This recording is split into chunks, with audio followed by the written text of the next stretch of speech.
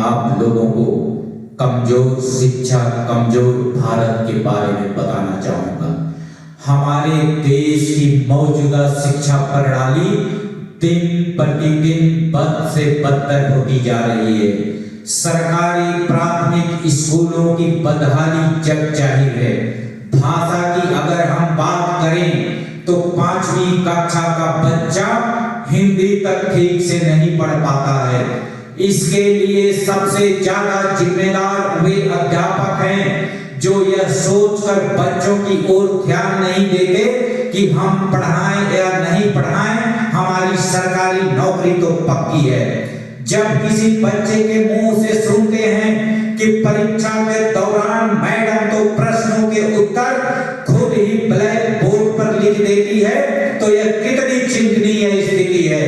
अपना रिजल्ट 100% दिखाने के लिए जो अध्यापक इस प्रकार का अपराध करते हैं, उनके विरुद्ध कार्रवाई करने का कोई प्रचलन हमारे देश में है ही नहीं। जब प्राथमिक स्तर पर बच्चों की नींव कमजोर हो जाती है तो वे बच्चे आगे की कक्षाओं में थकियाते हुए पास होते चले जाते हैं।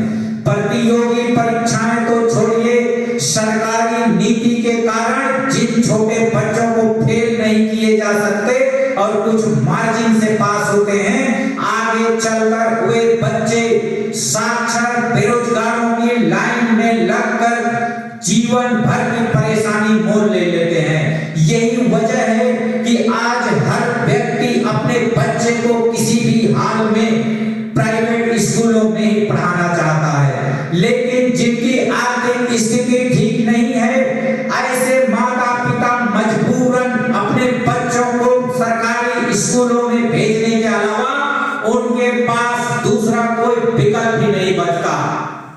जब शिक्षा सबके लिए होनी चाहिए, तब वह सिर्फ उन लोगों के लिए होकर रह जाती है जो अपने बच्चे को मांगी व उच्च शिक्षा उपलब्ध करा पाने में सक्षम होते हैं। लेकिन उनका क्या, जो इतना कमाते ही नहीं कि 2 वक्त की रोटी का जुगाड़ भी कर सके।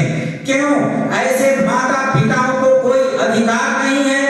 आज सर्व शिक्षा जैसे अभियान धरे के धरे रह गए हैं, तो क्या सिर्फ इसलिए कि शिक्षा सबके लिए ना होकर उन अमीर जातों के लिए ही सीमित रह गई है? हमारे देश की आधी से ज्यादा आबादी मध्यम वर्गीय परिवारों से है, जो मेहनत मजदूरी करके अपने बच्चों को पढ़ाते तो हैं, पर जब उच्च शिक्षा की बात आती है तो वे अपने बच्चों के लिए लोन लेने पर मजबूर हो जाते हैं।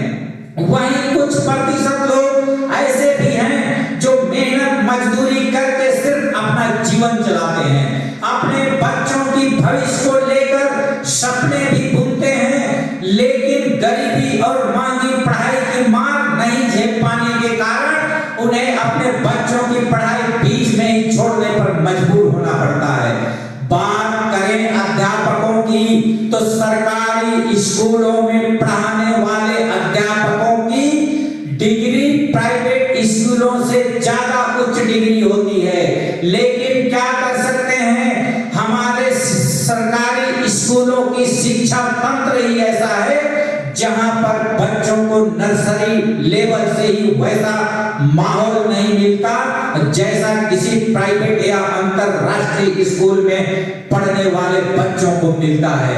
ऐसे में सवाल यह उठता है कि देश के भविष्य माने जाने वाले इन अभागे बच्चों की शिक्षा के प्रति हमारी सरकार बिल्कुल भी गंभीर नहीं है। ऐसे में सवाल यह उठता है कि देश के भविष्य माने जाने वाले इन अभागे बच्चों की शिक्षा की नींव ही इतनी कमजोर है, तो वह देश मजबूत कैसे होगा और विकसित देशों की श्रेणी में कैसे आएगा?